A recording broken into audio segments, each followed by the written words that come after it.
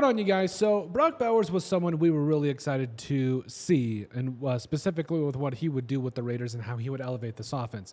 Should have been a top 10 pick, was largely regarded as the best,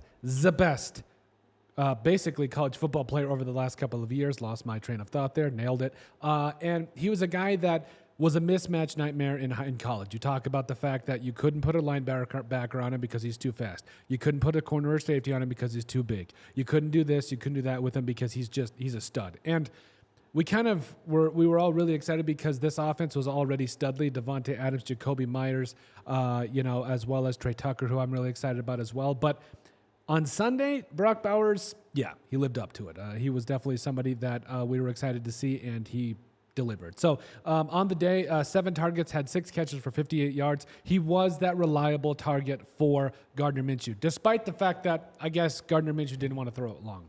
Don't even get me started. But overall, was a mismatch nightmare. Finished the day with a 67.1 PFF grade overall, that is, and lacked a little bit on the run game blocking, but is what it is there. And he's one of those guys that we talk about being an all-time threat, being a mismatch nightmare. Like, he was a threat on all 3 levels of the field. Now, when I talk about long, like, I'm talking about more of those longer intermediate routes on the sideline. That's more of what we saw from him. But I don't necessarily put the fact that he didn't catch any long balls on him. I mean, Gardner Minshew also wasn't throwing anything long. So you can't necessarily just put that all on Brock Bowers, But overall, he is a threat. Like, he can make big plays on all levels of the field. And, we were starting to see it there. And the one thing that I'm so excited about this is there is so much meat left on the bone here. Like, when you consider the fact that this offense is already star-studded, and it did not play up to its potential in any capacity on Sunday with getting guys like Davante Adams and all these other guys involved, like only scoring 10 points. Like, there is so much left to come from this performance and from this offense that,